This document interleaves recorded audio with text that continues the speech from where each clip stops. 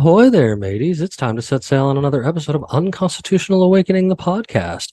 I'm your captain, Jim Bob Ovalshorts, and tonight we've got another one of what I've been calling kind of our lost episodes. A bunch of stuff was recorded, and then my computer fried, and now I'm just having to get them all reloaded back up for you guys, man. And it's been a task, I can tell you that. Like, it's definitely been a task. Of course, this one was originally recorded on April 19th, 2023, with the host of the Cronspiracy podcast, Nekko. He's also totally the guy behind Pure Pet Wellness as well. You guys know we talk about that every episode when I'm plugging things over there from everyone's favorite website, unconstitutionalawakening.com.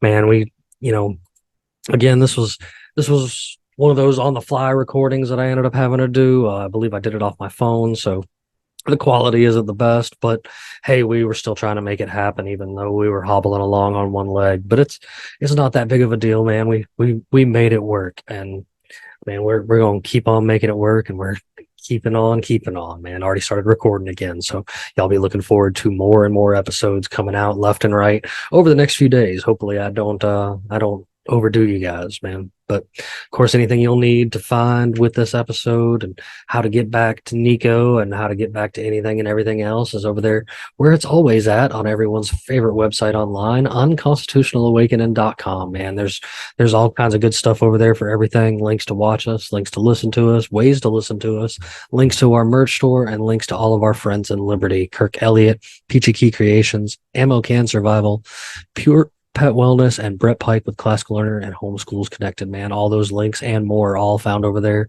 at unconstitutionalawakening.com. So, but I'm gonna quit running my mouth and just let you guys find things out for yourself from this episode. So let's weigh anchor and set sail on this bad guy. And as I was telling you guys there in the opening, I've got Neptune and Luis joining me this evening to host Nekko, the host of the, how do you say it, man? Because I'm gonna say it wrong. I butcher the Cronspiracist, like the Cronspiracist. Yeah, my gaming name back in the day was Economy because I was always joking about the weed prices. Nice. I'm here in California, so it's a big topic here usually. Did you play Drug Wars when it came out? I don't know.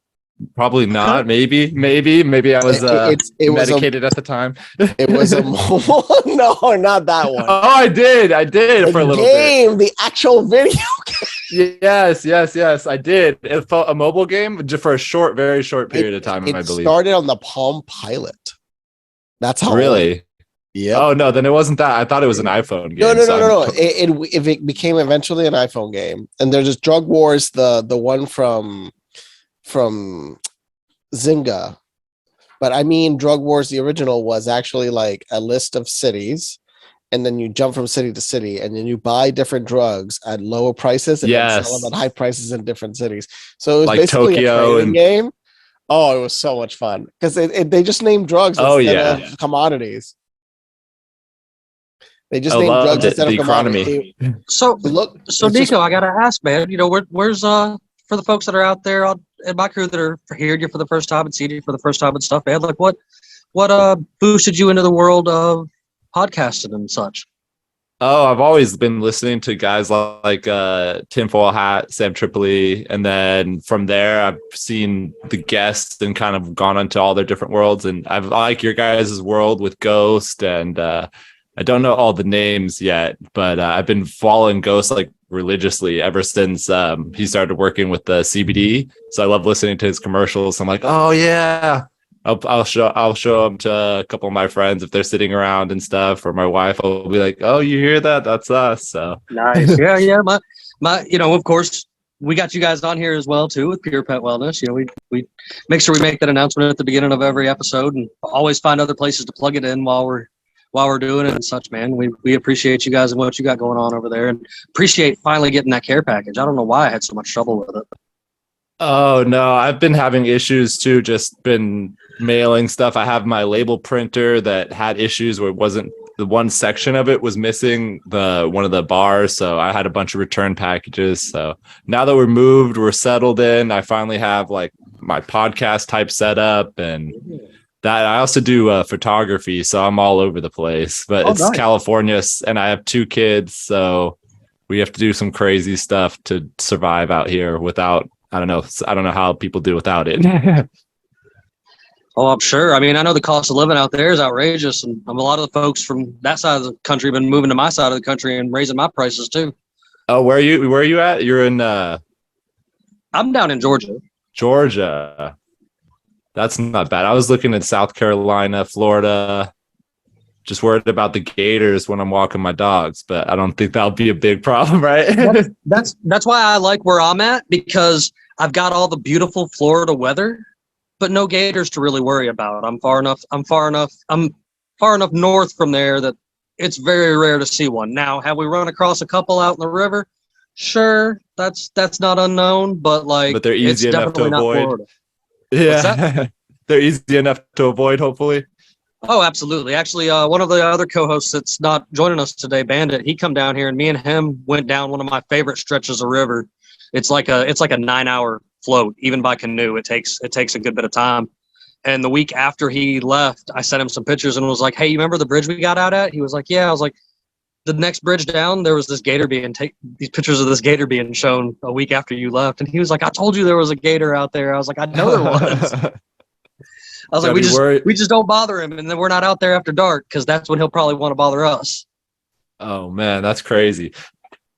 So California, man. So I hear it's always a bit of a shit show out there. I guess are you guys in not too bad? I'm in San Diego, so we're kind of like diamond in the rough because we got the military bases down here. So Correct. That's why we're here. My dad's originally from Texas, then Virginia, and then he came out here. So he taught me how to shoot and repair my own shit and do my oil changes and stuff like that. So that's really Something rare that's rare here in California to begin with. Oh yeah. So on the side as well, I do some handyman work, and so it'll start at like $46 an hour, and sometimes it'll be to replace someone's shower head. Like I went to drive, and it was a 3-hour minimum, so I replaced the shower head, and I brought my tools because I was like, it must be something difficult, and it was a hand screw shower head, so I unscrewed it by hand, charged it for 3 hours, so $120, right? I walked out there in 15 minutes. So it's like that's the kind of crazy stuff that goes on in California. But so there is some money to be made if you can work with your hands. And the guys coming up from Mexico and going back to live on the other side live like kings here too. Oh, I'm sure. You know, we get it's not uncommon over here too. Like I've worked with and am friends with quite a few people that have, not by choice, been sent back, but they end up coming back over here anyway because they want to continue to work and send back to their families. So, and oh yeah, you know, they're some of the most best folks that I know and some of my closest friends. And like, I'm like, you know what, dude, I'm right there with you. Screw your imaginary lines. Like, you guys should be able to be up here if you want to be. Oh yeah, I actually lived there for a few years myself too, because I worked remotely, and it was amazing. Like, how was that? Why don't you? I have 2 kids now, so we crossed when the first kid was born just for the family help and stuff like that, and that ended up being a double-edged sword. So we're potentially ready to go. Well, we were going to go to Mexico again potentially, but I'm a European citizen, so we may live part of the year in Spain and come back and forth. I was going to ask you, like Mexico Europe it's somewhat cheaper, but Mexico too. You can actually even buy a house through the bank, so it's not too hard to even live over there. My friend's thinking of living over there because he can be like, I'm just going to buy a really nice house for $50,000 and live by the ocean. Oh yeah, you have to get away from the border here though, because if you're right, it's Tijuana. He wanted to be by the area of Tulum, like wow, like Carmen. Yeah, so yeah. That's far. That's and that's tropical, completely different too. Yeah, Mm-hmm. yeah. Here's more like a desert beach. But we would love like Guadalupe or like different parts. I watched Costa Rica even, but the fact that I have Spanish citizenship just makes it so much easier. And then my kids have Spanish citizenship. They could go to college. This whole shit with Ukraine is making it not as attractive though, with the prices of heating and all that going crazy in Spain right now. And it's our money. Yeah. It's making Americans richer. I mean, it's 10 Americans, but it's making those 10 Americans richer. Oh yeah. Well, historically, Ukraine's always been used for money funneling, so it's doing what it's been doing for years. Wasn't that report basically saying that it was a lot of money laundering was occurring? I'm sure it was. Report? Yeah, there's a history of like them being used by both the Eastern and Western powers to launder money for drugs, human trafficking, all kinds. I think they were the capital of human trafficking for a while in Europe. Oh yeah, which I heard a really funny bit on another podcast about how your refugees were more welcome in Ireland because they were thinking that they're hot Ukrainian women.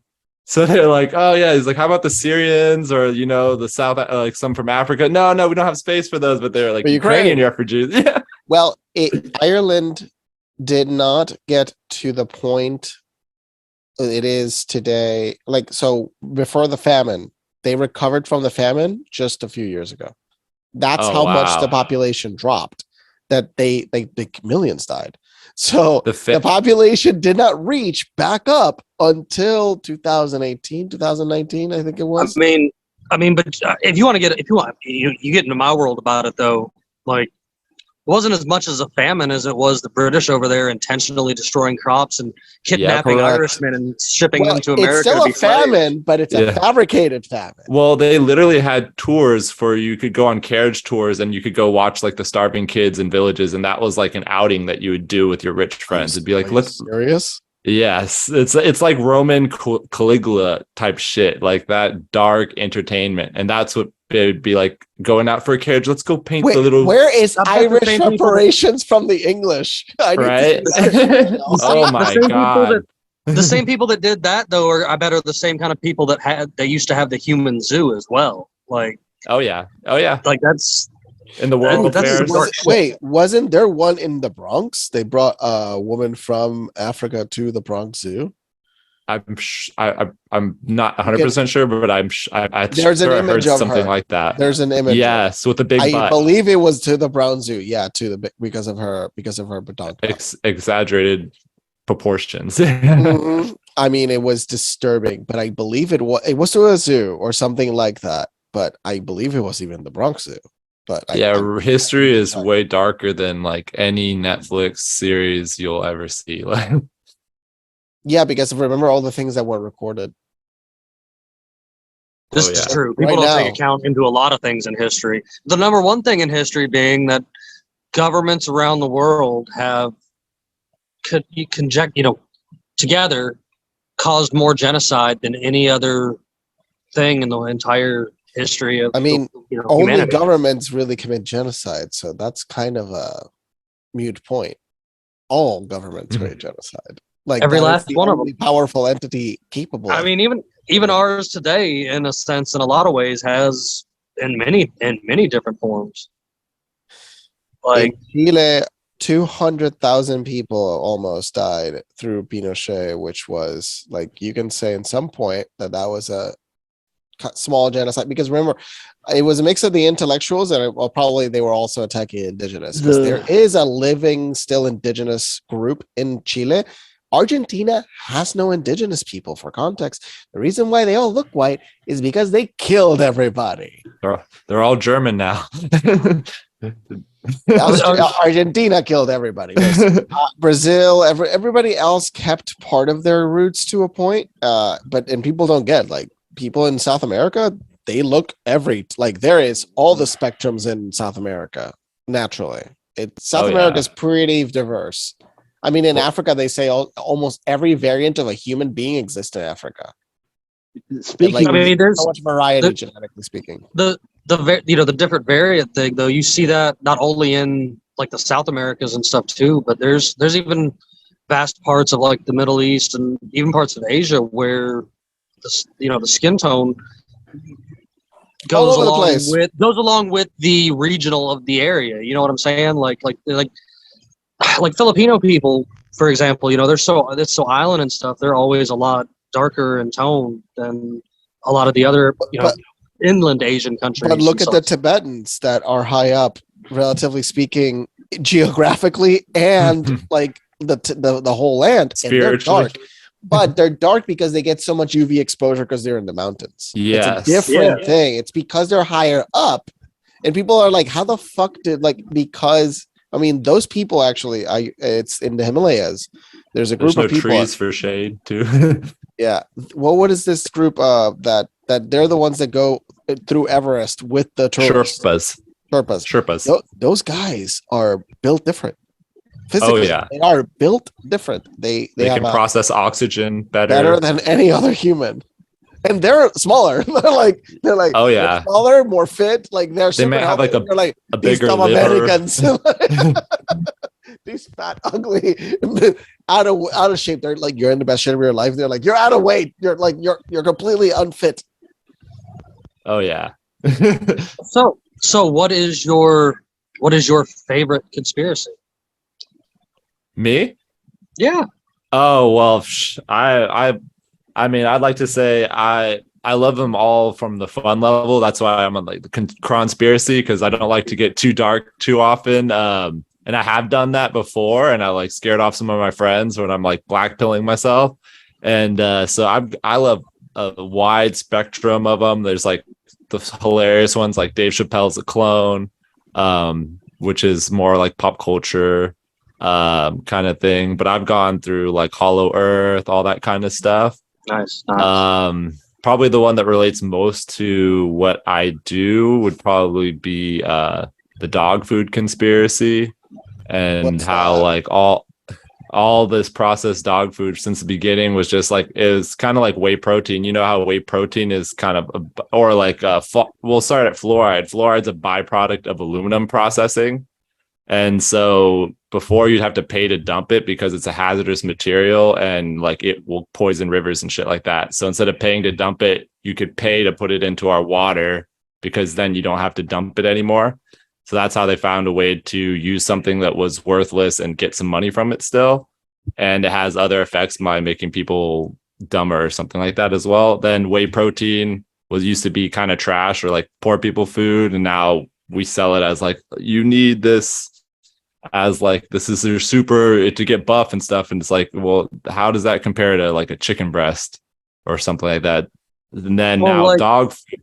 Oh yeah, you can hop in. Yeah. Well, you know, like I'm super hip on the dog food thing, and there's also like and I would like you to go into it a little bit too for everybody that's out there, but that isn't familiar with it. But and I'm not sure where to plug this in, but like I'm one of those guys too that has seen the dog food advance a lot. Like when I was a kid, very recently. Oh yeah, very recently. Dog food is dog food is edible now. It's better than human food in a lot of cases. Yeah, it's better than McDonald's. When I was a kid, you know, your dog would eat whatever he ate, and you know, eventually his shit turned white and stopped stinking. Like it was a thing that actually happened.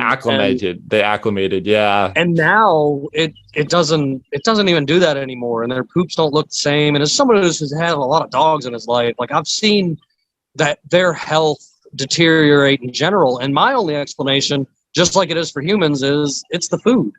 Exactly. And then and if you see what happens to dog health, if you look at charts, it's night and day. And I've used to love statistics because it came naturally to me. And if you look at these charts with the first dog foods being introduced, which was horse meat after World War II or World War I, because we got rid of a bunch of horses, we didn't need them anymore.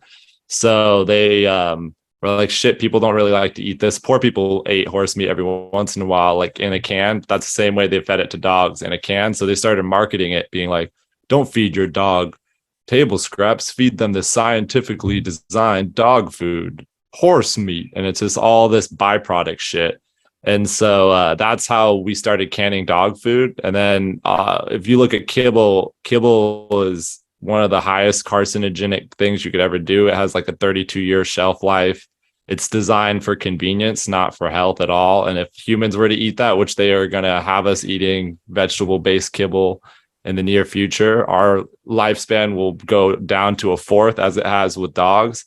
There's dogs who used to live to 32 years, no problem. Now we have dogs like my Doberman here. Her life expectancy is 7 to 9 years.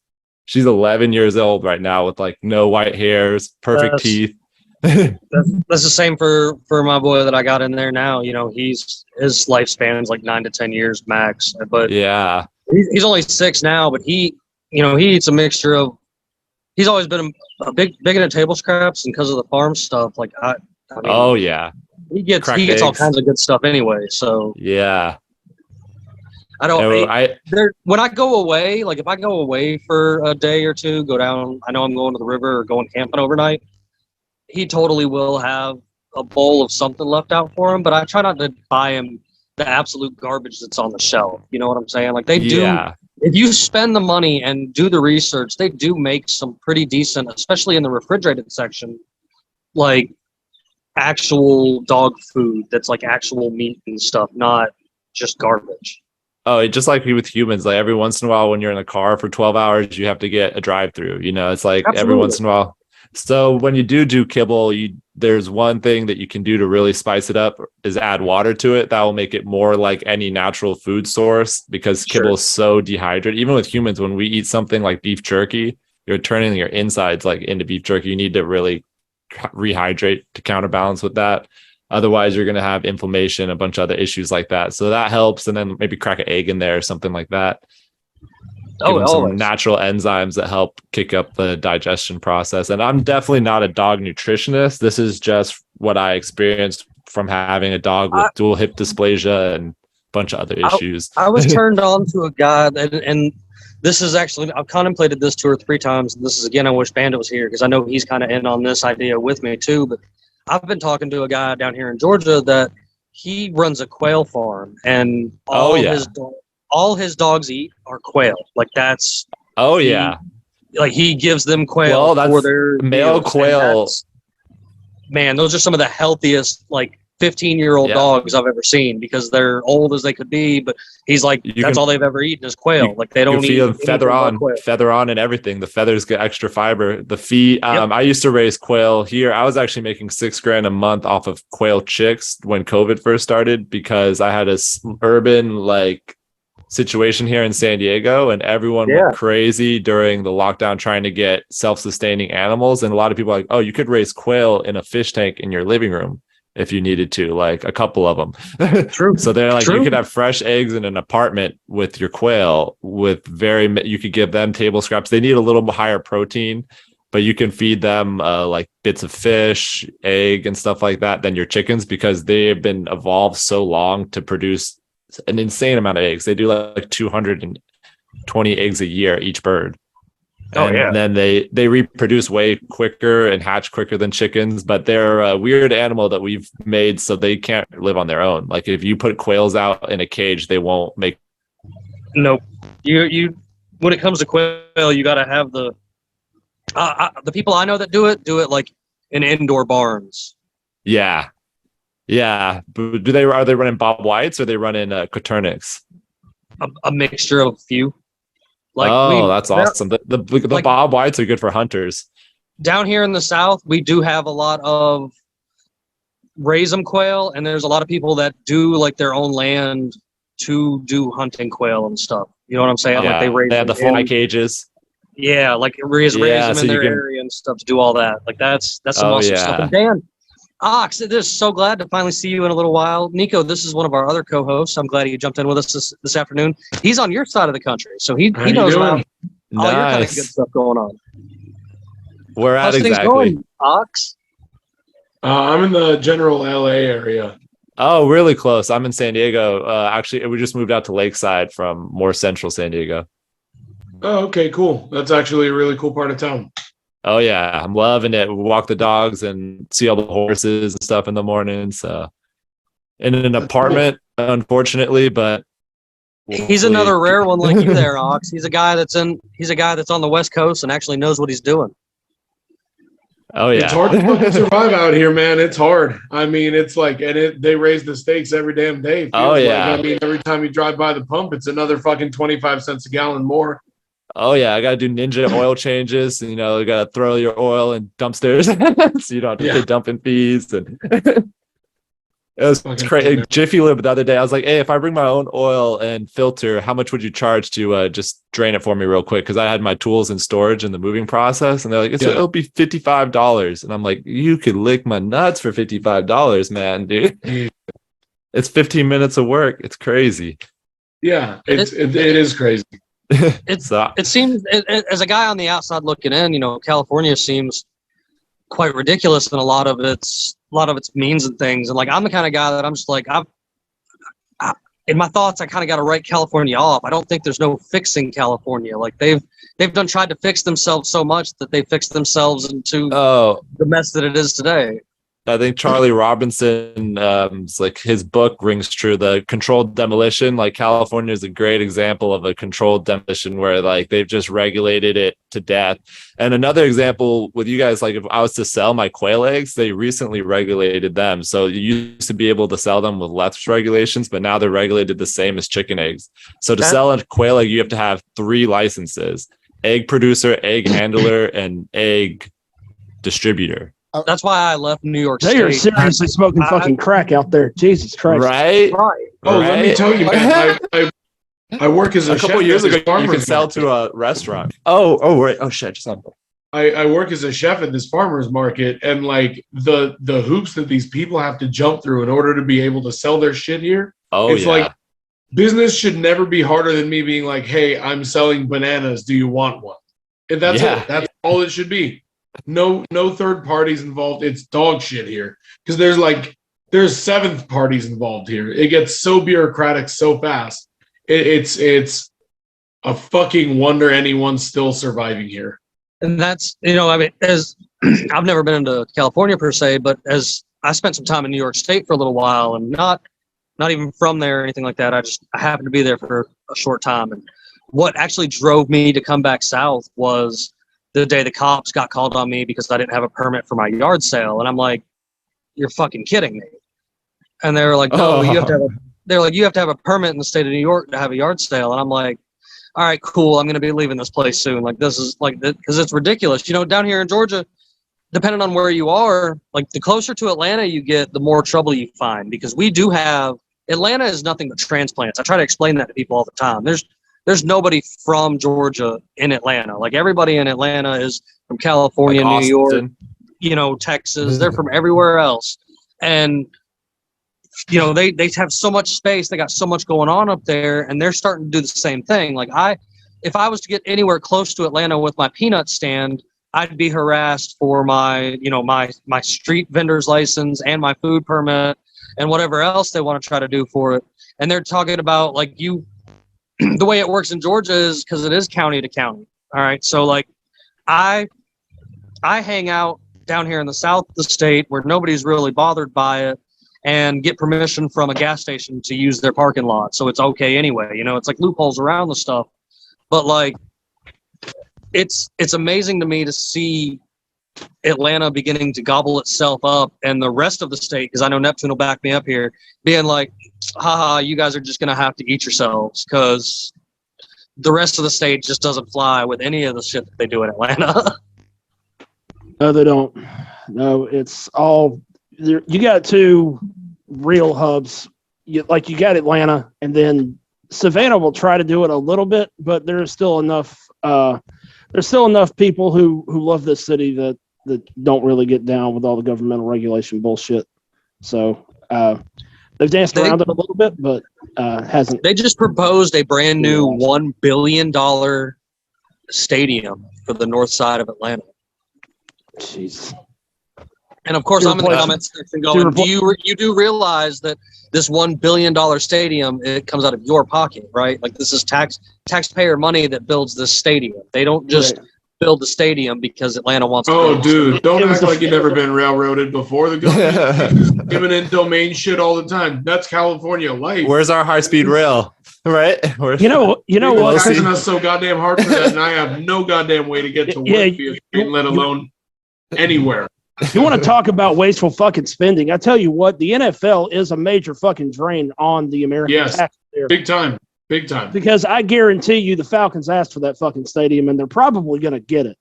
So with that being The said, Falcons, no, the that's a form Falcons of just got a welfare new for stadium. sure. This new stadium that Corporate they're proposing is supposed to be built for the Atlanta Hawks, and in hopes to Christ. lure back our third NHL team. That's Okay. fucking hilarious. Okay. Atlanta's got no chance. Professional sports is such a fucking drain on taxpayer funding, mainly because they go in, they lobby the hell out of the government, and then they have to put it to a vote because they're always required to do that.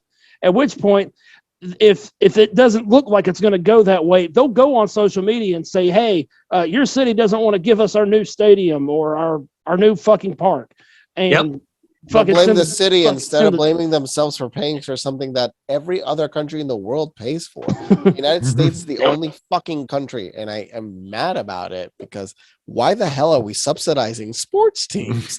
For real. Other than it's for the circus. Yeah, they print money. For the circus. These sports teams. They swear up and down it promotes job growth, and I would love to see a fucking study. They subsidize all this stuff out. They subsidize all this stuff out, and then turn around and like the new Georgia Dome is a great example. The original Georgia Dome that we had down here was an amazing piece of work. I've actually got to race cars inside of it because during the monster truck jams and stuff that they have down there inside of it. Well, they decided to tear it down and build a new Georgia Dome. And this new Georgia Dome is not only built with all of this high-tech nonsense on top of it, but like it costs so much to get through the door for any event that it's just absolutely ridiculous. On top of when you get in there paying $9 for a soda and $15 for a sliced pizza and shit like that, because that's just the way these sporting events go. So like people are just like the road systems that we've covered time and time again on this show with other people and ourselves. Like they trick you into paying for this shit repeatedly. They're like, here, we're going to raise your taxes to make this brand new stadium that you guys really want so that you can see all these brand new sports. Oh, but it's totally going to cost you more money than you can have to actually go watch these sports at this place. It's unaffordable, and it's part of the whole reason why the entire system is collapsing. Look at the housing prices. Housing prices make no sense, especially in California. The housing prices make no sense in New York. The housing prices in Canada make America look tame. Because if you see the price increase, there's a beautiful video. This guy, they're masterpiece video of showcasing a shithole in Toronto and a castle. Well, Toronto of all places, castle in Scotland was beautiful, and it cost the exact same price as the garbage heap in Toronto.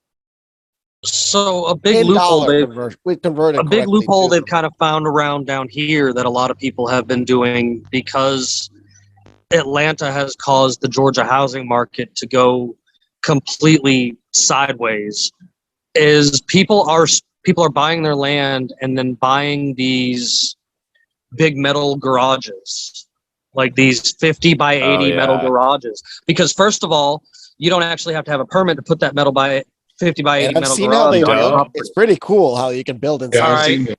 And then so you're down to only having to get your internal building permits after that, as far as like running all your electricity and stuff like that. And even some of that, again, I'm going to say is based truly county to county, because installing appliances, I get to see a lot of this stuff firsthand. And these bigger counties closer to Atlanta that have all this stuff going on, they've got a lot of this kind of,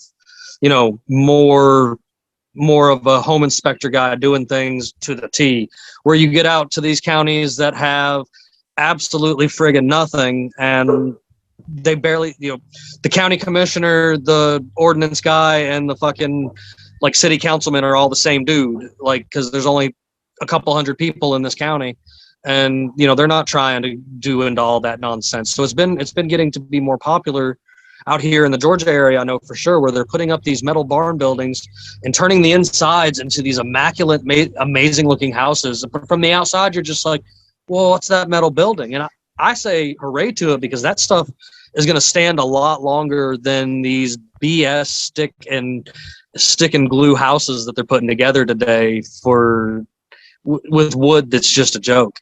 So in Japan actually creates houses at almost the same rate we buy houses, in relation to their size and everything. But what's fascinating with Japan is the entire country has one code. The entire country, no matter what, has one building system coding structure.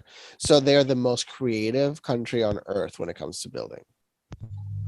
Because they almost have no limits. And that's why the country has no problems with housing. And they actually have a massive surplus. Sorry, Jimmy.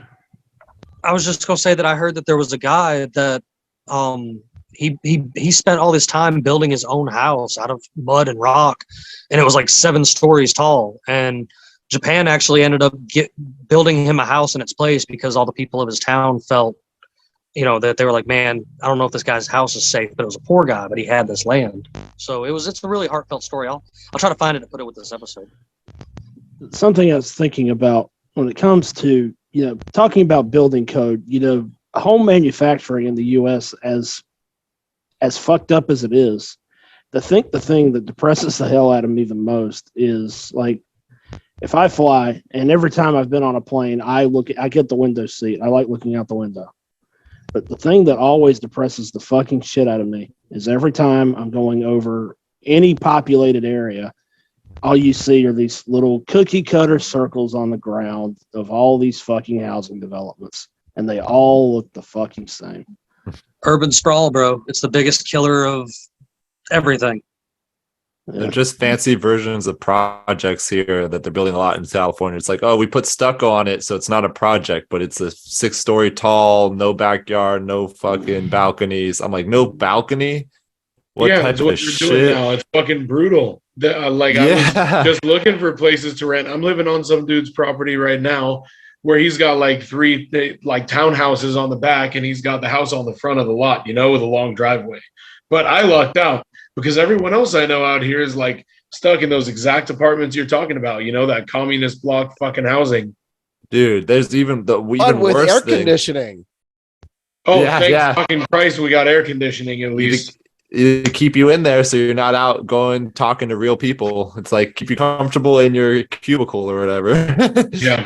Get your Uber Eats. Yeah, fuck you, stay put. What do you guys I joke around about it quite frequently on here that the only person that we could see is going up for the Democratic nomination for president in the next go around would be the governor of California. What do you guys there's some No, it has to be Robert F. Kennedy Jr. Please do not give me Bateman, American Psycho. Do not give me American Psycho.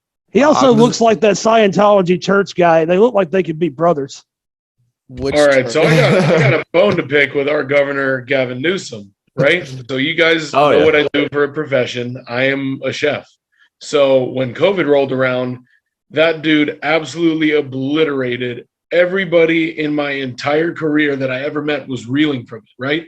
I mean, this whole entire situation, the way it was handled by California, I mean, by the federal government in general, but especially California, was beyond asinine. I had to get, a card to fucking go eat at certain places and shit like that. It was unbelievable, this kind of shit. Oh, yeah. While his winery was still open? Yeah. By the way, if all you folks out there don't know, his brand of wines is Plump Jack. Do not buy it. Yeah, him and Pelosi going out to fucking dinner while they were telling everyone else to stay home. Kiss my ass. Yeah, at the French Laundry, no less. It's like, man, I should have spent my time during COVID just following her stock trades, and I would have been better off than working. Well, actually, who was the best at it, evidently, and people don't talk about it? Dan Crenshaw. Really? The eye patch guy? Saw what a snake is into investments, huh? Dude, Solid Snake is part of the World Economic Forum. Yeah. Well, I've gotten to the point I'm so jaded on politics that I believe it's all soap opera, and these characters are all here because they play a role where they trigger certain people. They're like, I'm the boogeyman for this group of people, and I'm the boogeyman for this group of people. Yeah. They're just paid actors. Right. Politics is acting for ugly people. So we don't have photos of the people who are actually pulling the strings. We have no idea what their names are. We don't know what they look like. Well, if you do mention names that are close, your podcast gets ripped down. Like I remember Sam Tripoli mentioned a certain family last name, and he got just wrecked for that. So they don't even mention it again. Like a family that I'm not even gonna say the letter. You can mention it here. I don't know. He's already been labeled. They were actually labeled by Bellingcat, which is a propaganda arm of the U.S. government. So they've already gotten the highest honor of being officially labeled as propaganda. Oh, interesting. Of something. Propaganda saying we're the propagandas. That's hilarious. That's fucking hilarious. Yeah. Well, it's interesting what you're allowed to talk about and not allowed to talk about, when you're allowed to talk about, who's allowed to talk about certain things. Like, Yeah.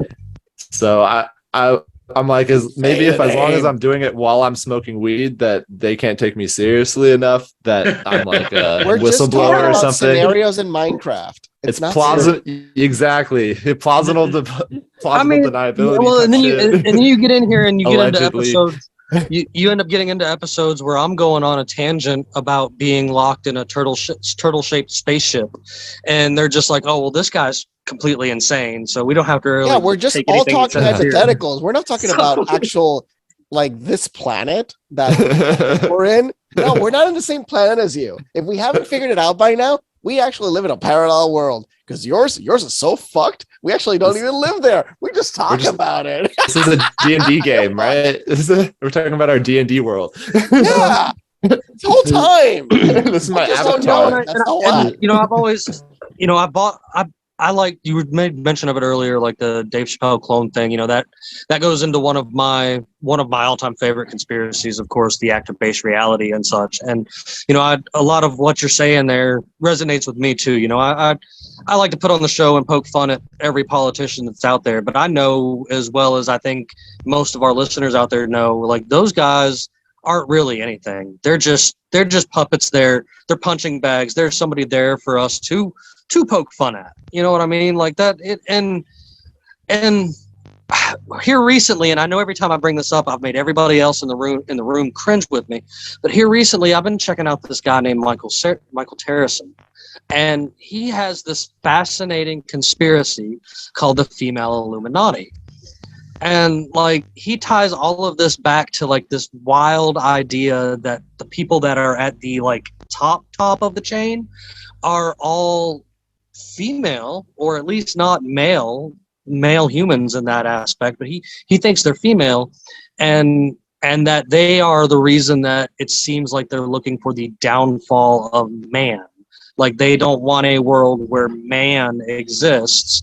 That's why they have all of these agendas that are, clearly anti-masculine and such like that. I could see that being possible, mainly just because like it's usually the polar opposite. So if the world says man is all powerful, then the reality is probably woman is all powerful. It's always the opposite is probably what's real. I'm one of those gods that are like, what are the odds that the everybody that's always talking about a god? I was like, if there's a god, if there's a sky daddy out there, y'all, like, I don't think it's a sky daddy. I think it's a sky mommy, because only women are this fucking vengeful. Let's be real. Yeah. I mean, being married, it's insane. The energy that they can pull out of any, I'm like, how do you have energy for this level? I'm on number 2, bro. I completely understand. Like, it's one of those deals. Like, it's just, and I'm not trying to bash on women. I hope anybody out there don't take me wrong and such. I'm just trying to poke a little bit of fun, but like, it's just, it does seem like there is something that is anti-man, like that. It seems like over the past at least 100 years, if not longer, they have been slowly putting the chemicals in the water to turn the frogs gay, for real. Like, and it's not even a joke anymore, because it really is happening. Like, and it's happening to even us. Like, the Japanese just proved that feeding a certain kind of soy to catfish turned them from male to female.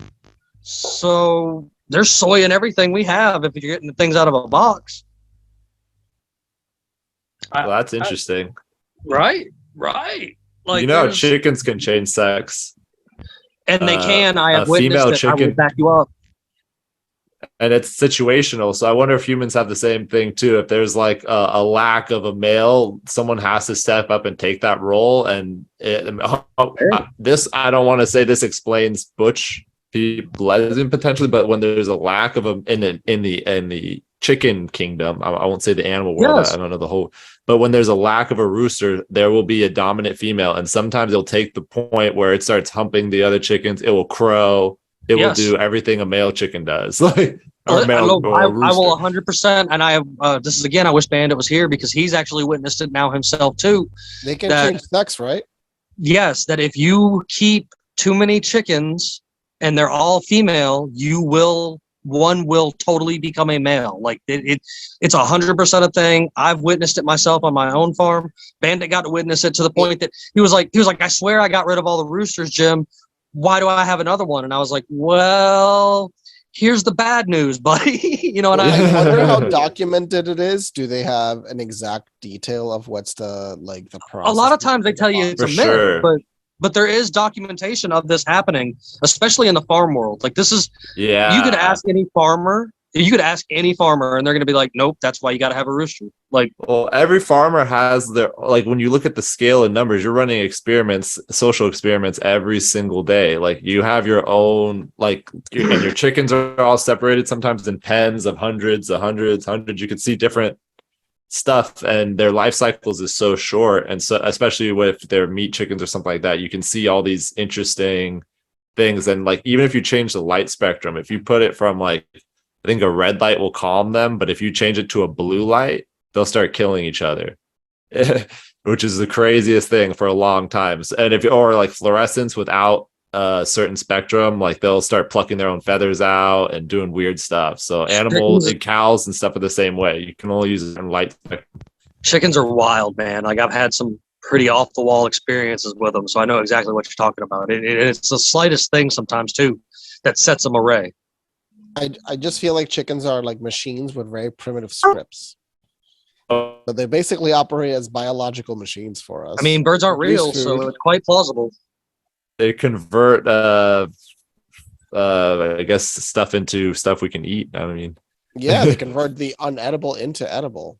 Yeah. Well, chickens are great for a compost pile. Like that's one thing that I absolutely loved about having, because man, at one point in time there were over 100 here, like on a regular basis, which is a little out of hand. But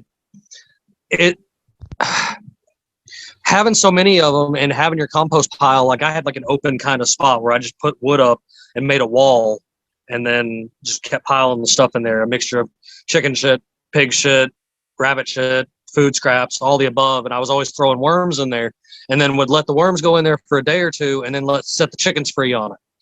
And like they would turn that thing for me better than anybody could ever turn it by hand, on top of, adding to it and stuff like that. And the folks around me used to tell me that I was making black gold, which is good fertilizer and stuff for everything. And I was like, okay, cool. I'm letting them do their thing. And they're just like, this is the natural way of doing it. Like this isn't the stuff that you're buying from Miracle Grow or from Scott's or whatever in the store. This stuff actually will help you produce amazing quality food and more. Like I've seen a guy recently a lot online that is using these wastes and stuff and figured out how to concentrate the gas from it. Like, and I'm not talking about the guy we've had on here, Luis. I'm talking about that other guy you guys have been sharing with me that has been doing a bunch of amazing things. He happens to be down here in Atlanta and won't speak to me, unfortunately. I keep trying, but he's using the methane from like house scraps and stuff like that to basically run his house on the methane gas instead of like propane and stuff like that. It's an amazing concept and another route away from a system that has been completely centralized to the point of regulation and control where you have to choose what they say you have to choose. Like if you're on natural gas, you have to have the natural gas that runs through that city. You know what I'm saying? Like you don't have a choice. So you can buy both these things on Amazon now. I think it's a biodiesel composter. I'm not sure if it's on Amazon exactly. And that will give you the equivalent of natural gas for your house. So you can use it for doing anything you'd use for natural gas, cooking, heating, all that type of shit. And it doesn't take that much. It takes like what would be a normal food scraps for your day. And that's not even having a farm, just like a regular household. I think I saw that kit the other day. That's like a big plastic Yeah. Yeah, Big the black guy was bag. saying that with some trash, he was able to make energy for a whole week. He's- And Yeah. He's down here where Gas. I am. I've found him. I have located him. His company is out of McDonough, Georgia. Oh, the guy that does the Yeah. bag, dude, you should have him. And you can 'Cause use that. You should get him to talk to Julian. Julian.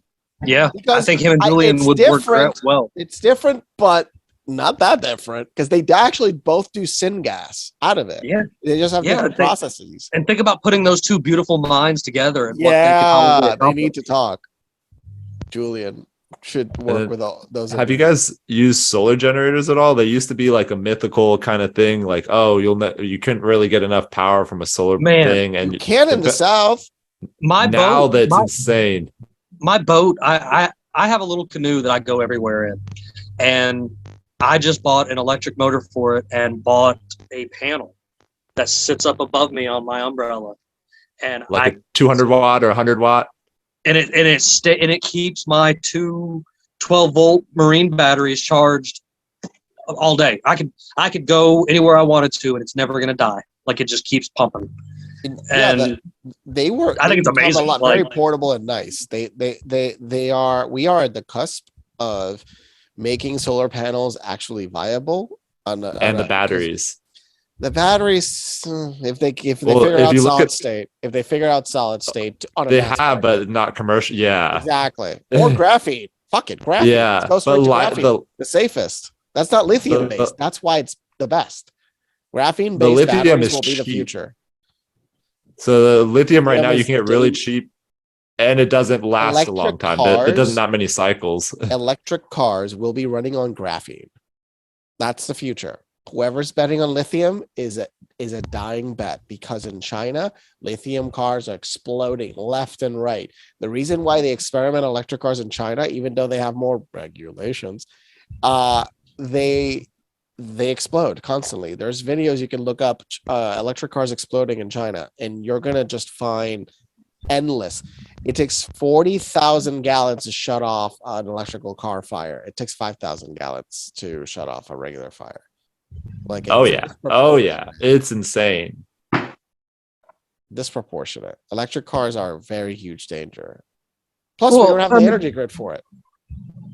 and you know, there's what it boils down to really though is they're looking for ways to profit off of it. Like, you know, they're between the idea of profiting off of it, and their goal goes right along with the light bulb conspiracy or whatever. They don't want to make something that actually ends up working forever, because then they don't make money anymore. Well, the problem really lies in governments realizing, wow, it's a stupid idea to put essentially bombs everywhere because you can make these things explode. And firefighters they're putting all refrigerators. tell me that the worst fires are all being electric cars.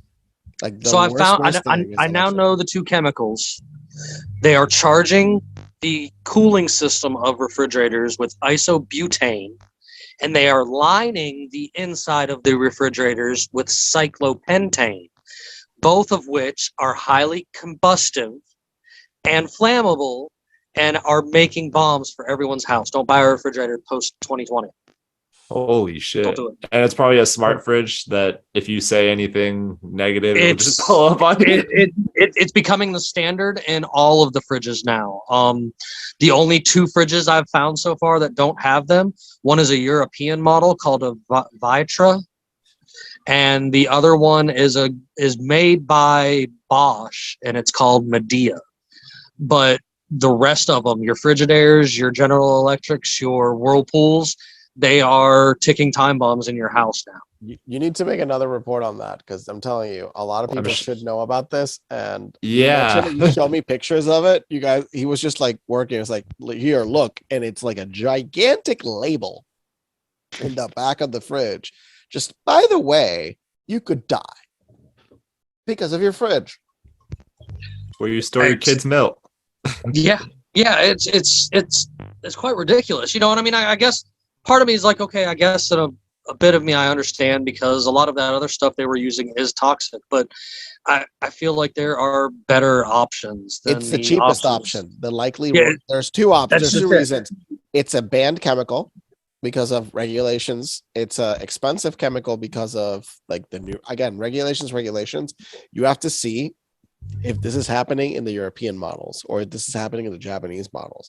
Because if it's not, or the South Korean models, because you also have to think it's like, okay, the main producers of high-end fridges or even fridges nowadays, like there's the United States, there's Korea, China, like there's all these main, but each one, they're big enough markets where you could see like they will make a South Korean version for sure, and they'll make a separate one. So they're big enough regulation wise, so they're the best ones to compare to. And if they don't have it, you know it's some American BS or European. Who knows who started it? Well, that's funny you're bringing it, I guess, in that way. Like Whirlpool, they tote themselves. I love this. I love to bust this bubble on everybody too. Actually, they tote themselves on all of their boxes. It says American made, but nobody realizes that they're just talking about America, the country, not America. Like, I mean, America, like the America, the continent, not America, the country, because like they're made mostly in Mexico and shipped over here. And people are like, no, they're not. I'm like, okay, sure. I'm like, the parts get shipped from across seas to Mexico where they get put together. And there you go. Like, that's why they can still stamp American made on them. Because on a technicality, it is the continent of America. It is the continent of America. So, oh man, I don't know why this reminded. I just saw a TikTok, or a reel or whatever, one of those short form videos of a guy showing Warren Buffett tripping out when being asked why he sold all of his billions of dollars worth of the silicone chip company in Taiwan, and he was like, there's maybe seismic activity, but that'd be really rare. I don't really know why I sold it, and it's like, what the fuck? Wait. And it's when like, was that's this? When did so he stole all his thing in TSMC? Yeah, and so that's not good. And the US were basically like, yo, they were like, yo, if China moves on Taiwan, we're gonna bomb Taiwan's the chip factories and take all them. We're fucked when they start shipping them out. So there'll be warning signs when they start shipping the scientists out. If not, they already started. The scientists are gonna go, and then they're gonna blow up the fabs. Earthquake. This is the crazy part. People don't know. TSMC also depends on a European company from the Netherlands. So there's a third player in this. So there's the United States, Taiwan, and the third one is it starts with an A. They make a portion of those machines that build the chips. So people don't understand. It's like there's the chip makers, but there's also the makers of the machines for the chip makers. And it's this Dutch company that's had a like massive influence throughout the ship making process through the decades. So people don't know it's really the Dutch. Dude, they have their hands in everything. Oh, the Dutch exactly. The Dutch are historically, damn. Because they've kept it in their family. That the only reason they've been able to survive is because literally most of those families are old money and old business that just kept going and going, and that's why they become so good at it. It's like, at least culturally in business, they're really good at what they do, which is something to be like, oh, that's good about the culture. They don't kill people or sell people. That part's also good. Even though they're totally the cousin fuckers. With the Dutch? Yes. Talking about American made reminded me of my favorite bit. Y'all want to see Rush Limbaugh and Seth MacFarlane talk about American made products on Family Guy? Oh, yeah. Yes. You can't hear it. Oh yeah, no sound. It says mute at the bottom of the screen. Unmute. Unmuted? The TV audio is muted, potentially. The video audio. Fun when we get glitches.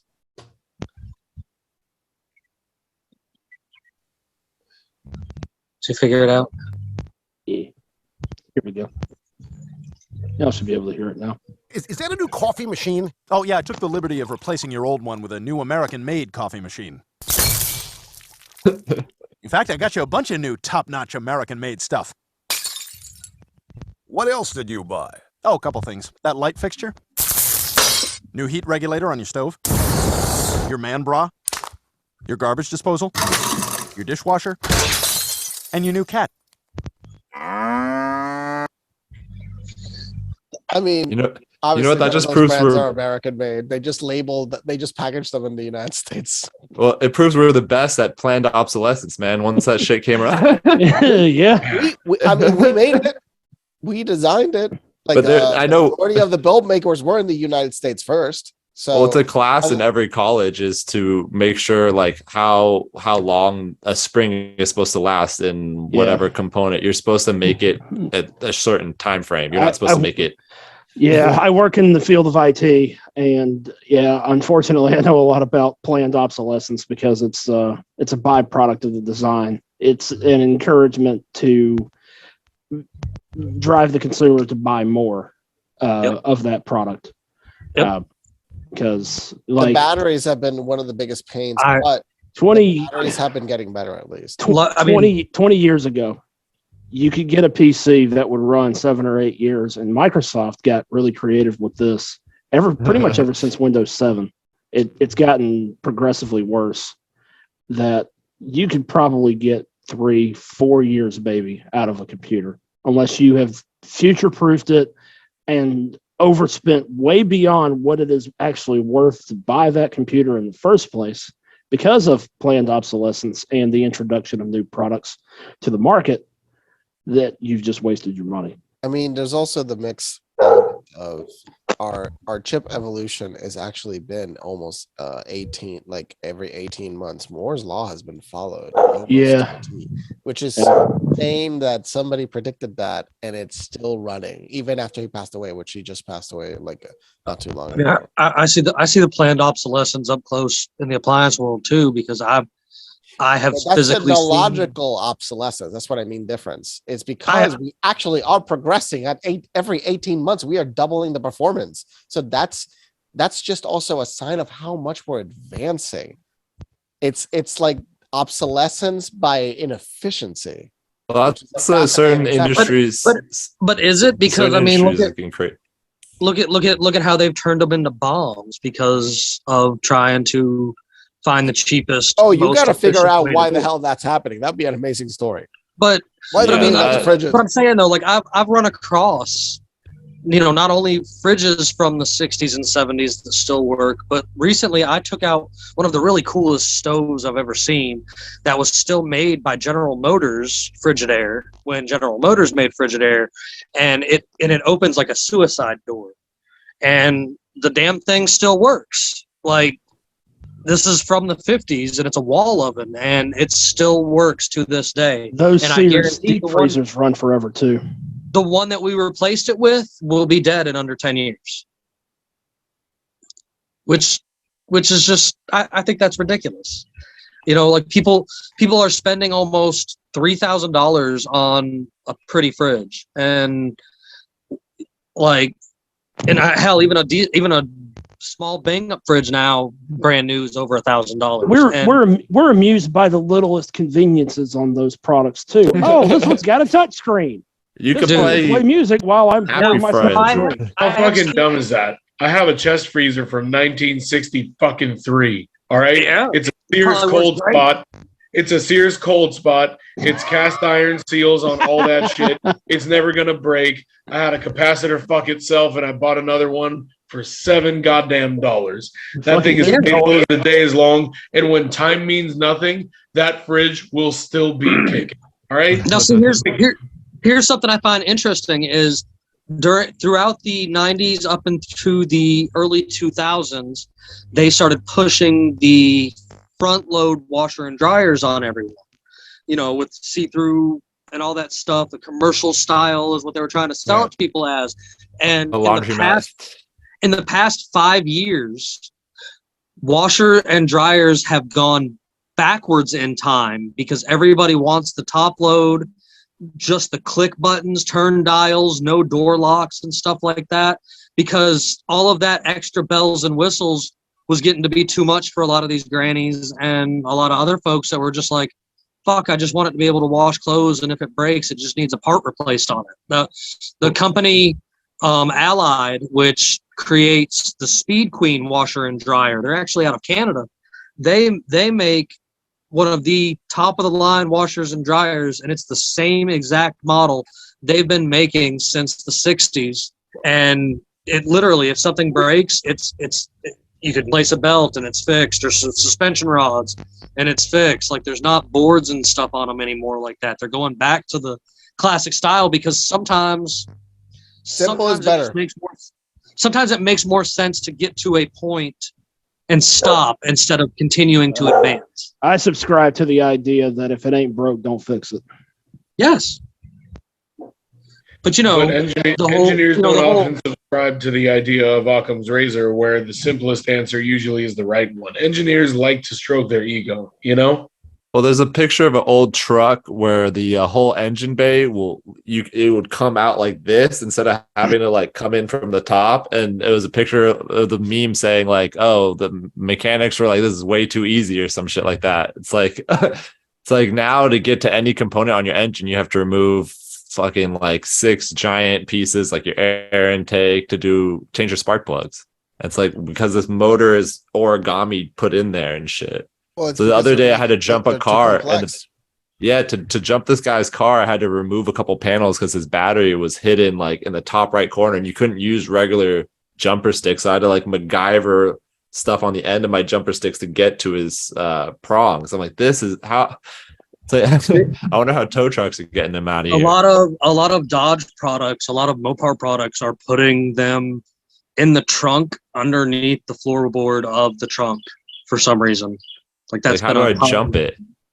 It's been a common thing in the past few recent years, and then they have what they call the places up front where you're supposed to be able to attach to actually be able to jump it.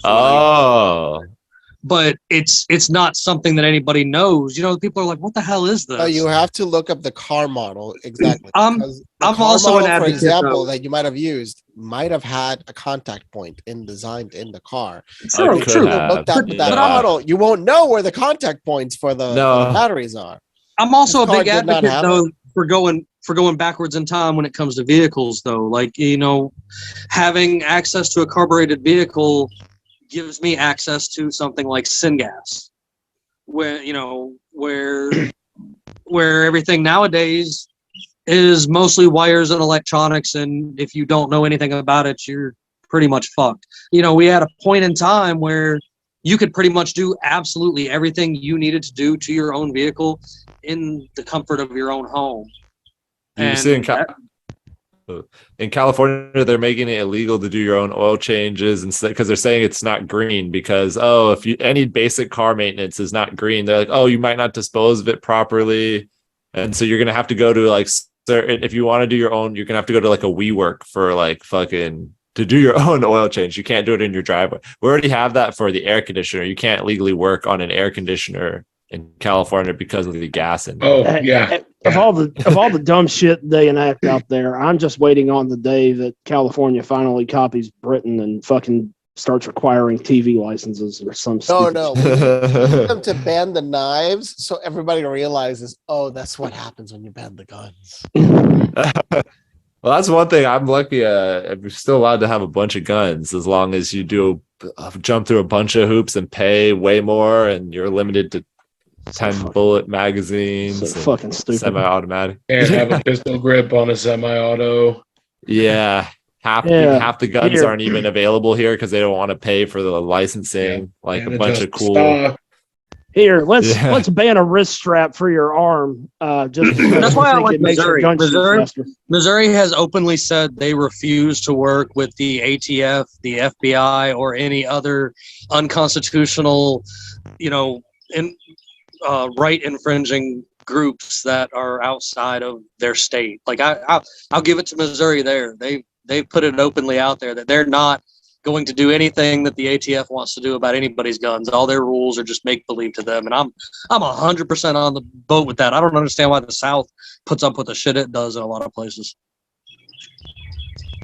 It's interesting. For being from California, I have a theory that they make up, and especially about Florida, they make up these other states as being really bad and scary, and the country's really scary. And you look at all the scary movies, it's always like Texas Chainsaw Massacre, The Hills Have Eyes, like Cabin in the Woods. It's like if you're outside the city, you're gonna get fucked up by some hillbillies or some shit, and it's like it's the complete opposite. Once you go into the city, yeah, you're gonna get fucked up by some Karen who's gonna sue you for just walking your dog or something. Like, listen, we might look like The Hills Have Eyes guys, but we're totally inviting you for dinner, not trying to turn you into dinner. Like that's the difference. Like, What is it? we can't help it, you know.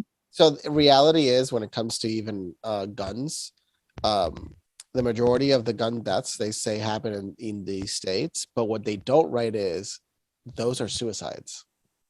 Yes. It's all Yeah. suicides. 70% of the reported numbers are suicides, and like nobody talks about that. oh yeah. Like, Well, just we have a suicide problem. We have a social problem, a gigantic social problem. We don't pay people enough. Like, basically, we're creating a slave class that on a mass scale, and we also don't tax properly, and we also have a government with no control over itself. So it's like all three things happen simultaneously. yeah.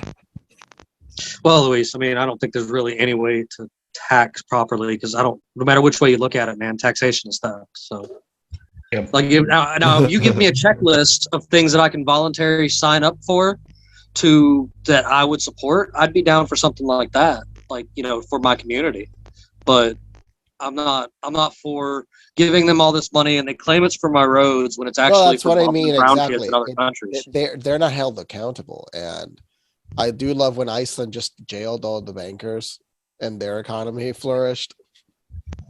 Just jail all the I support bankers, this. invalidate the debts. Ooh, wow! What an amazing idea! Let's invalidate debts that are basically found on nothing. They're just air. I think that may happen in the Great Reset. It's coming. Yeah. Oh, you guys. But it's also going to be your tons of house debt deed forgiveness is on going to the be horizon. Oh, Yeah. your house deed is going to be invalidated as well. Your car deed is invalidated. acquire as much possible debt as you can. Yeah, that's true. It's just how you do it. It's like this interest rate doesn't even really matter if that's the case. No, interest rate eventually will go down, but it's just the inflation part Inflation is made up. to a degree too, because it could be technically much worse. I mean, Because it's just the bankers, bro. Like they're like, this is again. I'm for this. I say we arrest the bankers. Like I'm always hearing people whining and talking about arrest Hillary. Like let's just bypass that. We need to arrest the bankers, bro. Yep. And the I'm politicians sure are one of them because they're all pieces of shit. Don't get me wrong, but like the bankers. It's the the bankers. bankers. We're talking Yeah. the bankers at the highest levels. We're not talking about the guy that works in the bank that you know. No. We're not talking about your Note friend the that helped meme. you with investments. We're not talking about any of those people. We're talking about people with so much fucking money. They have no idea how much money they have. Note the meme in the chat. They may be wrong by millions of Let me see dollars. the How chat. much Just money? say it. Chat. Just say it. Just say it. Come on. No, just say I'm it. not. I'm not saying it. I'm not saying it this episode. I don't No, have note my the- soundboard this episode, so I can't just plug it for you instead. Yeah, but note the second meme. Vietnamese sentenced corrupt bankers to death by firing squad. I've Vietnam. heard, That, please. I mean, Vietnam, if people don't know, is still a communist Industrial country. society. You know what? You know what? For all it's Good old worth, Teddy? I'll give them credit for taking the right action and putting corrupt bankers where they belong. Well, I'll tell you guys this. I know we all think it could never happen here, which is exactly why it's going to happen here in a really ugly way when it does happen. What exactly do you think will happen in California? People are going to start killing bankers and start killing all these politicians. It's going to get really fucking crazy one day, I feel like. well, I think we will. I mean, once I don't France know if the starts government actually has put pulling out enough- the guillotines, like for real, because they were singing Yeah. that they were going to pull out the guillotines for Macron because he was in a party or something, and they were literally all singing that they were going to. Dude, take France out has the been on guillotines fire for like a month. Yeah. It's They've saying been something that protesting for 2 years straight. This is Yeah. been progressing. It's been Yeah. millions of people on the streets. It- When it's- it's Did you see millions, Israel is That's what I'm protesting saying. too? People I are mean, pissed Israel is like this tiny. Like, but yes, Yeah. Israel is protesting But hard. they've been very submissive population in general. Oh yeah, they until took now. the 4 shots, and now they're dying. the government That was relies the one on thing. this That was the one thing that almost got me to take it. I'm like, wait, if they're giving him that, that must be the safe one, or what? Like, what is that? the, like, No, the government in this country relies on its population being this docile, knowing that people. that's why there's fluoride in the water. Why the fuck is there fluoride in the water? just like farm animals, there's a whole system in keeping them docile. Guess it all came full circle. Fluoride. I don't take fluoride. I don't drink this we're just free range. Like we're all trapped on this prison. Yeah, open air prison. Yeah, open air prison.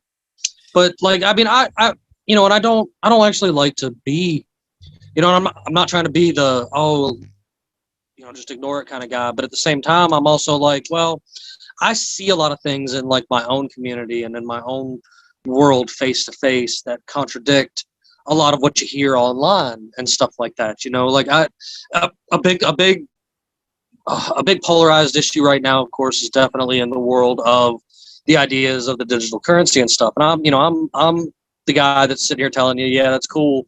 When you go to show up to my farm, though, you better have beans and bullets to trade because your digital numbers don't mean squat to me. And like when I talk to people around here and see people around here in my area, cash is a big thing. People are still big into using cash in the South, not just myself. You know, a lot of us just refuse it in a different area. And I see a lot of pushback. And then I see the pushback in areas, believe it or not, there is pushback in places like California and Chicago, for example.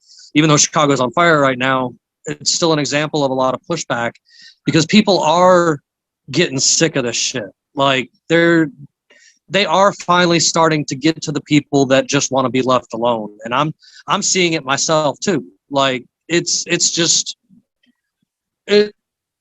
to me, it's great. Like I know a lot of people are like, oh, it's the Great Reset, but I think it's more Great Awakening.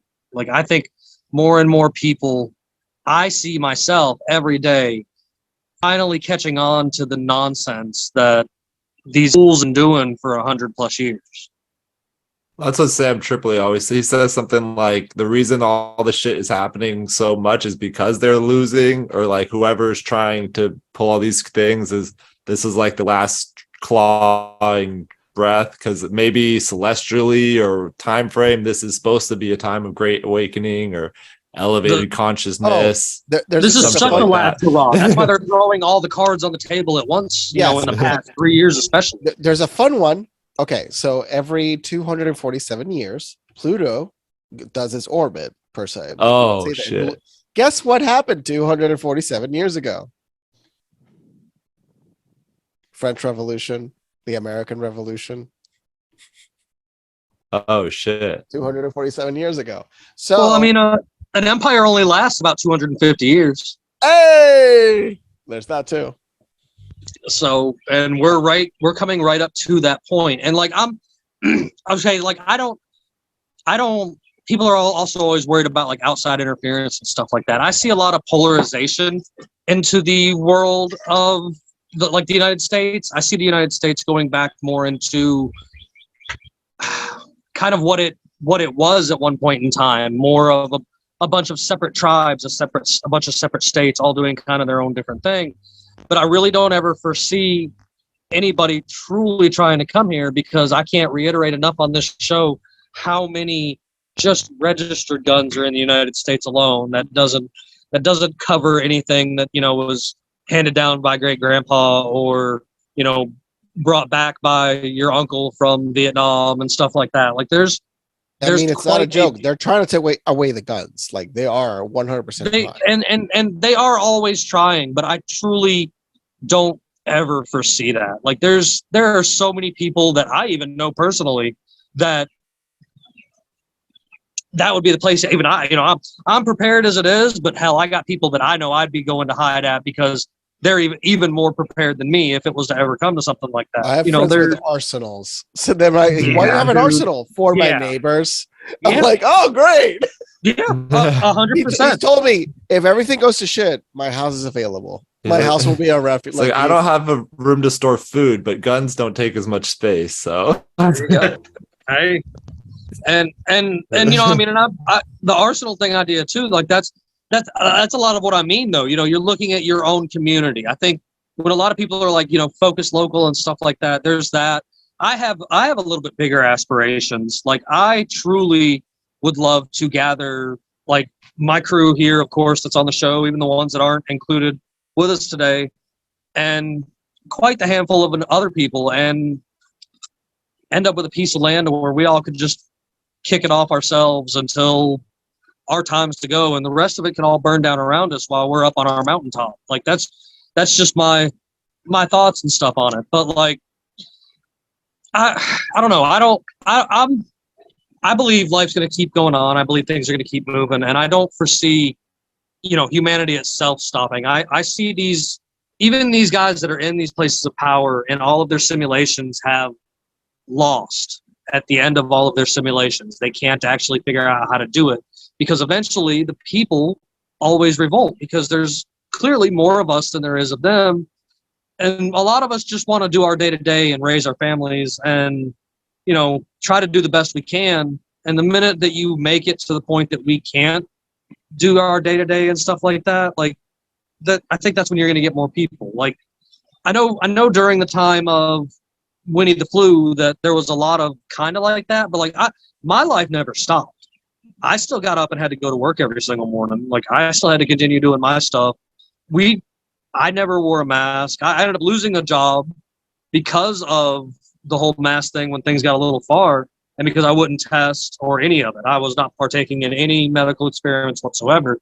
But like, I immediately found a job again and was right back to work. And my life progressed a good bit. I can honestly say I'm making the most that I've ever made in my life, even though it doesn't seem like it because of inflation. But like, things progressed a lot more for me than they went back during that downtime. And I think there were a lot of people that landed on their own 2 feet and progressed in a better way than they thought it was going to. And there are so many people that have started homesteads and started, their own intentional communities and stuff already, that's something you're not going to be able to kill. You might be able to wrangle up everybody in LA, or a good chunk of everybody in LA, and a good chunk of everybody in New York City. But even places like the Bronx are going to be completely unconquerable by any kind of government force. Like, it's going to turn into the war. It's going to turn into, Oh my God. New York is going to convert. And I mean, again, I'm telling you, all we need to do is just kick out all the politicians and reveal all the corruption, and the city I give New York City a hard time. I give New York City a hard time, but the Bronx could save America. Like, those dudes up there, bro, if they were to ever try to set foot and start their gun control and everything else like that in a place like the Bronx, you're going to see hellfire. Like, it's going to be the 80s Bronx all over again.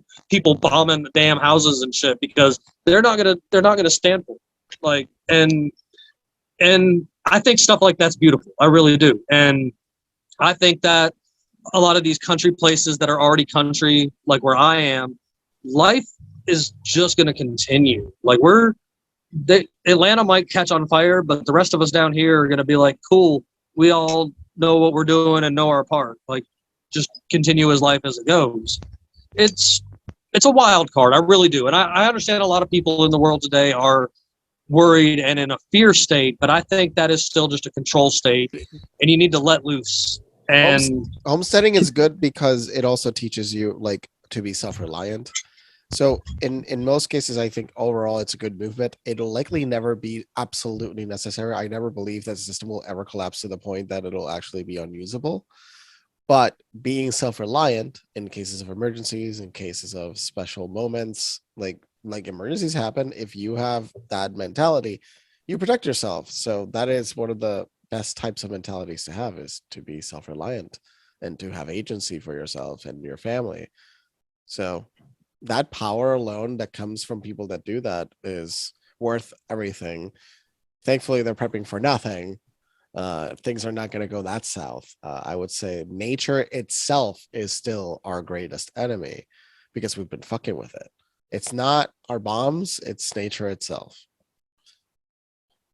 like a solar flare or some shit, or I don't know. Yeah, that alone will fuck everything, and we don't have any influence over that we know of, unless we got some that really we know crazy of, right? shit. Unless the Large Hadron Collider is fucking with the sun, and we don't know about. The sun's a big I don't believe it's machine. possible. But what if the Large Hadron Collider is actually fucking with our sun? We don't know that. We don't. The level of physics that they're fucking with, we don't know the scale of it. If they can build a we know nothing about nothing, and we think we know something, but we really know nothing. So yeah, who knows what they're fucking around with there? They're altering reality in those machines. I wanted to ask you guys. I just saw this documentary last night on Rumble, and it was fucking. It was like it felt like a scary movie, just like the visuals and everything like that. And it reminded me of when COVID first started. I was watching YouTube videos, and you'd see like people in China just like fall over. And that's when it kind of like got me at first. I'm like, oh, maybe this is a bioweapon. Like maybe this is something to actually worry about. Maybe it's not like some flu, because you're seeing these videos of people just falling like dead in the street or like having a stroke or something in China. And then after watching this documentary, it just was like flashbacks to that. Have you guys seen Died Suddenly on Rumble? I don't think I have. Oh my God, dude. You might want to watch that shit. It's about mortuaries. It's about what they're pulling out of the cadavers, like people that have been dying after the first rollout came out, and they're pulling these like things that aren't blood clots, but they act similar to blood clots that look like calamari or jellyfish, and they're like, some of them are like 3 feet long, and it's causing people to just like news anchors. They'll show a highlight reel of like 20 news anchors who'll just be talking to I have seen that. Like I think I know what you're talking about now, where like all those news anchors are talking about the same thing. We've actually shown that before on the show. And they talk about like Malthusian is, they like do a good thing about wrapping up like a bunch of different things that could be involved in this, and like why it would be doing this to people. And it was just, I mean, it was like fucking scary movie. So one of the reasons actually is how you inject the vaccine. So there's certain vaccine procedures that were supposed to be followed. The World Health Organization, I believe, even suggested that, like the cold temperature and shit like that. No. So you have to kind of pinch the patient and then inject, and you have to take out blood to check if you've hit a muscle. So that's like how they do cows, kind of. So no, it's done for certain vaccines for certain people because it cannot go into your veins. Oh, if interesting. It goes into your blood. You're fucked. It was trippy, and in this video, that's then what's been killing kids. By the way, there's kids falling over in it, and then they pull this thing that like none of these guys have ever seen before. And then he's like in a thing with 100 people who are mortuary guys, and he's like, "Hey, have any of you guys seen this?" And everyone there's like, "Yeah, dude, we've seen this since like January of whatever year. Like this is the first time we've seen it, but now we've seen it like almost in every single body." January 2021. Yeah. What happened before that? Yeah, right. And the guys on the thing were like, I'd never been anti anything in my life, but after seeing what I'm seeing firsthand, what I'm pulling out of these, it looks like some shit out of an alien movie. Like this is the first time when I watch Blackfish, I'm like, I kind of want to watch a debunking movie so I can still go to SeaWorld. And so so I did that. I want to watch a debunking to this, if there is one, hopefully, to be like, oh, they faked it or some shit, because it was that disturbing. There isn't. That's they'll try, but there isn't, because they're not screwed. Because all the people on there seem pretty accredited, and there's a lot of people who went anonymous, but the other people who didn't were high in their fields or whatever. So people don't know that Purdue Pharma is technically, I believe, now owned by the government. By the lawsuits that happened, essentially the government took over all the assets of Purdue Pharma. The family kept their fortune, though. So there's that. I know them from the Pain documentary. The Pain thing on Netflix. It wasn't a documentary, but it felt like it. Did you see that thing about the Purdue family? I mean, my friend actually dated one of their family members, and the opulence and how insanely wealthy they were was not to be exaggerated. Like they remember they had wings all over the planet. They were Sackler wings all over the planet. Like the wealth these people had was way more than people think. Like that's their official number. Can you imagine what's the unofficial number? Oh, they basically live like they have infinite money. So Nekko, we have this section on the show that we've been doing here recently where I use a AI question generator to ask a random question to the room, of course. And of course, I always like to ask it to the guest first, and I like to let the rest of the co-hosts answer as well, just because it's been a fun time here recently. It's come up with some pretty wacky ones and some pretty weird ones. Today's AI generator that I'm using is called Capitalize My Title. Just a random one. I just find these random AI generators online and just like to continue to play with them because each one has different funny questions for me. That way I don't ever have something the same. So tonight's question is, if you could hack any computer, whose computer would you pick? Oh, shit. Oh, man. There's Hunter Biden. There's fucking Epstein or Ghislaine. Fucking Hillary. Oh, man. I mean, I guess it's a pretty good question, isn't it? I'll go with the obvious. I'll go with the Hunter Biden for now. All right. It seems like I'll probably see some titties on there at least. Some other things I don't want to see, but there'll at least be some titties stuff. Hopefully of age, I think, with him at least. Ox, you haven't got to join us recently and had one of these fun questions asked to you, so I'm actually kind of looking forward to hear what you got to say, Ox. Man, if I could hack one laptop, it would be whoever the fuck is driving this ship because I want to turn it around. I'd say probably whoever's in charge of the whole Julian Assange situation. If I could hack their laptop and maybe make something happen for them, that'd be pretty cool. Luis, I'm going to go over to you now, bud. So if I could hack one person, it's a mixed bag. It'd probably be because of all the crazy shit that they do, either Elon Musk or Jeff Bezos, because the weird shit that they are into. I want to see what shit. Elon it's is just up to. Elon doesn't make any sense. Exactly. Hence, remember, he has all of the government contracts. Plus, he makes cars because he wanted to build cars.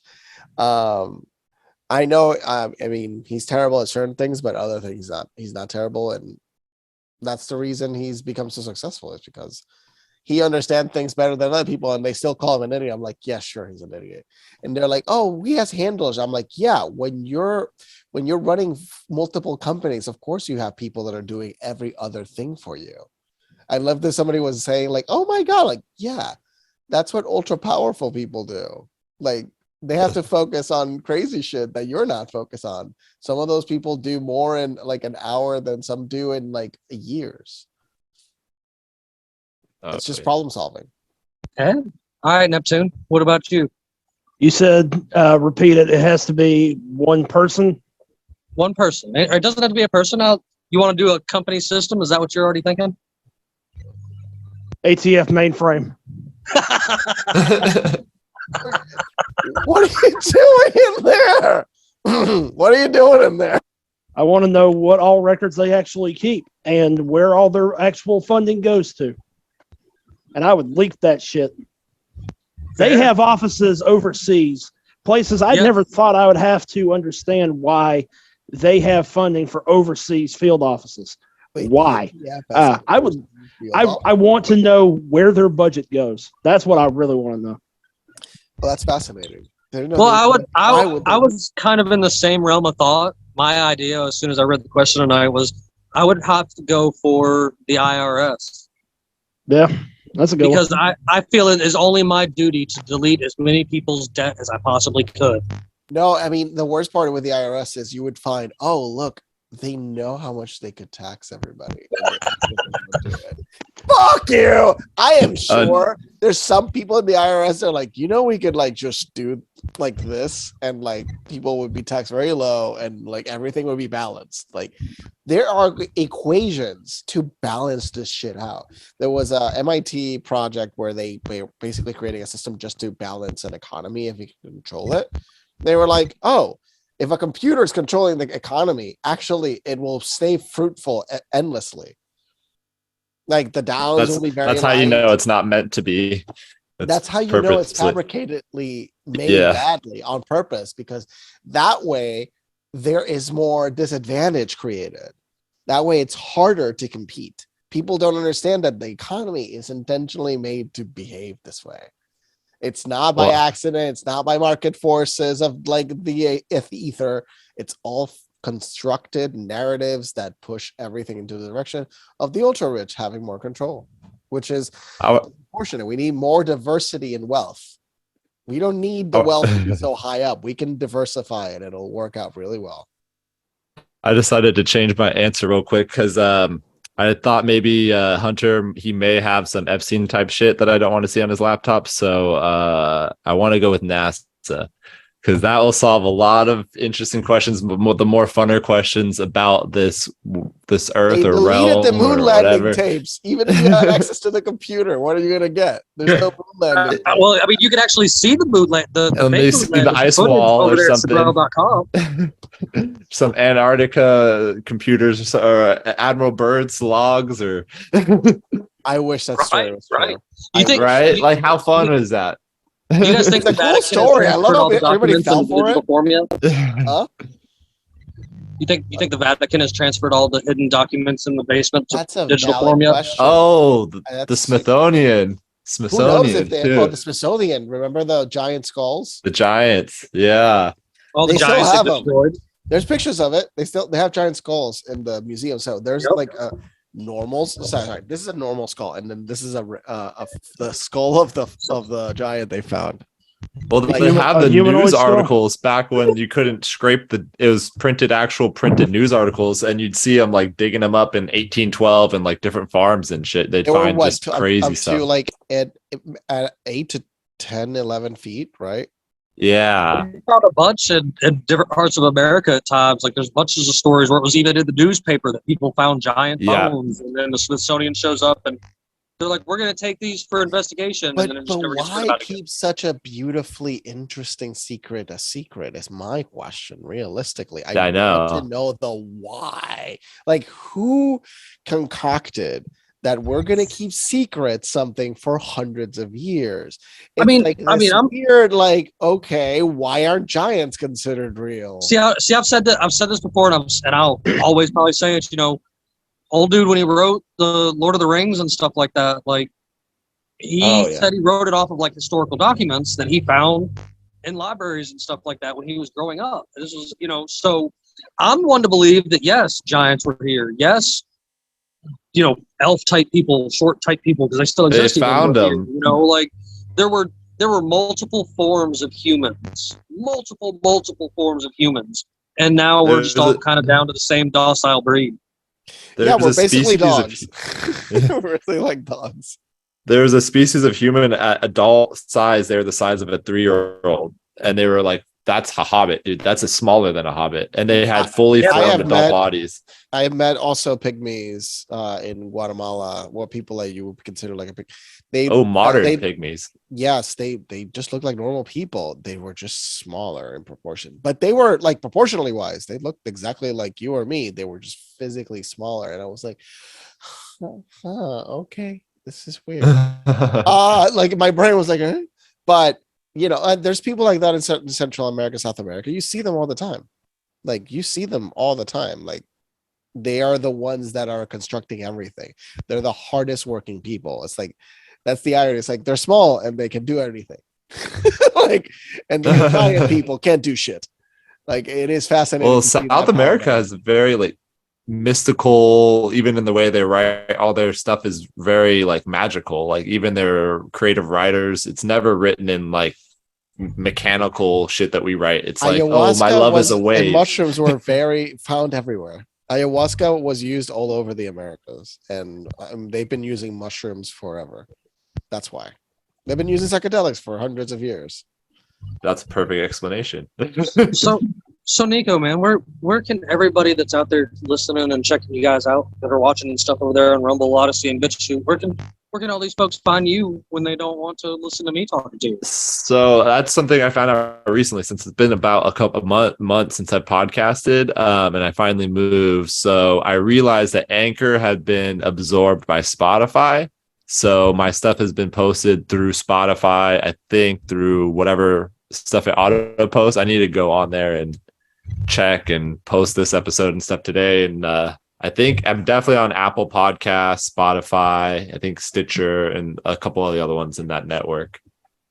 Nice. But I want to, now that this is my first video, maybe I can do, what's it called? The one that pays you in crypto. Fountain. Rockfin, yeah. Fountain. Oh, Fountain. Fountain. Yeah, there's also write that one Rockfin and D Live. Look up podcasting 2.0. You'll find more information on all of the alternative options. It has also the largest index of podcasts. And there's monetization opportunities with Podbean, the audio service that I use. Oh, Yeah. because There's monetization Anchor offers. did have one where we could make like commercials if we had, and so I was getting a little bit of income from Anchor, but that option's gone with Spotify. So Podbean will be pretty sweet to check out. Why wouldn't they want to help you?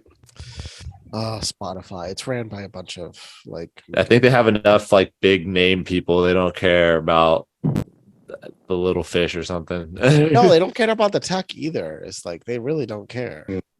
So They could.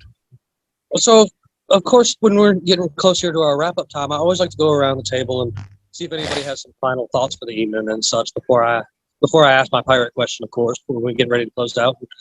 Nekko, you're the guest, so I'd like to start with you, man. You got any final thoughts for this evening? I'm just excited to see all your guys' faces. I've been listening to you for a couple months now, and it's kind of cool to put a face to the people. It's even cooler to be here and interacting with you guys. Kind of surreal. So I'm excited to kind of get back into stuff, and hopefully you'll see me on a bunch of your friends' shows soon too as well. I hope I'll be on soon as well. And also you're back here too. Pure Pet Wellness.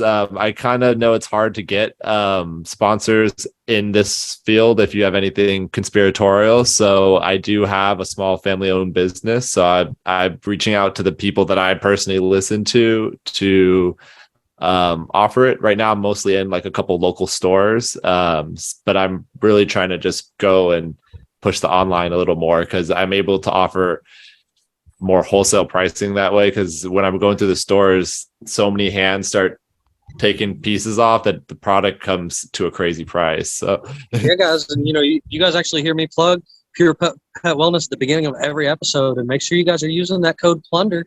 Go over there and get yourself a discount when you're hanging out and checking out his stuff to get yourself something good. Oh yeah, and that code works over and over and over. So if you like it and you want to reorder, if you order again, that will help out Jim Bob, and that will help you out with 20% off as well. And it's all organic. The whole reason I created this company is because I was a web designer, and my dogs had hip dysplasia issues. I moved to Mexico, had surgeries, went down that route, and it was a horrible process. And then I tried going raw diet CBD. It was night and day. The hip that I didn't have surgery on ended up in better shape than the one I had surgery on. And that was a horrible, expensive process. So I was sold then. And I have a Doberman. She began having seizures because of her, she has a small head for her brain, I guess. So any little bit of inflammation will cause her to have a seizure. So she hasn't had one in 4 years since she's been on the product. So I have found that the CBD products work very well with my boy and his anxiety. He has as much anxiety as I do, and I feel bad for him because the poor dude's just always eat up with it. But man, you give him a couple gummies or the little treat thingies that he has, and he is just chilled out and on the couch with me and able to hang out with me and the kids without being rambunctious. So you guys definitely check out his stuff, man. That's why I'm always trying to plug it at the beginning of the show for you guys. So, Ox, I am absolutely tickled that you were here this evening. It's been a while since we had you on. I know you're. I'm really thrilled to be here. I've been working a lot, and I'm really happy to be on. So, with that said, man, I need to hear your final thoughts on the evening, man. Anything you want to share with everybody out there? Honestly, just great talking with all you guys again. Really nice meeting you today, Nekko. And hopefully we can link up sometime soon and do some conspiracy shit. Oh, for sure, man. We're close enough, for sure. I actually go up there a lot on the weekends for my wedding photography, so Oh, right definitely could on. link up. Right on. You That's guys super might cool. run across each other. You're in the same kind of field in that area. He's Sorta, doing the kinda. photography and you totally cater, don't you? Yeah, I mean, every now and again. Oh, those Never are know. Oh man, that'll be epic. You give me an extra Yep. portion, man. I always get shysted at weddings. They give the Oh, that's the photographer worst, like isn't it? yeah, or they're like, "Hey, eat after the guests eat." I'm like, I need to photograph right after. I'm like, I got to slam this down and Yeah. That's too funny, man. yeah. Well, Ox, I do thank you so much for being here, man, and I look forward to the next time you get to join in with us, man. It's great to see your face, man. I love hearing your input on stuff. So Likewise, man. I'm really glad I could be here. I'm gonna skip over there to Neptune, man. What you got for us this evening before we close out? Jimmy, come back to me. Give me 1 second. All right. Well, then I'll go to Luis. All good. It's good to meet you, Nekko, and also so many interesting topics covered that I didn't even think about, especially the dog thing. I mean, dogs, they've always been our best friend after the cataclysm. Oh, that we right. have the record of, right? After 10, 13,000 years ago is when we started to believe be our best friends. But we eventually are going to treat animals better than we treat each other. But Most yeah, of it's us really important to treat already them. do. Yeah. Still very important to treat them right. And then also treat your fellow humans also as good as you treat your pets. And then everything would be normal again. Awesome. All right, Neptune. Are you ready for it now, bud? Yeah. Yeah. So since we were on the subject of the ATF and the FBI earlier, for everyone out there who doesn't know, who should know by now, today marks the 30th anniversary of the end of the 51-day siege that took the lives of 82 people, including 28 children at Waco.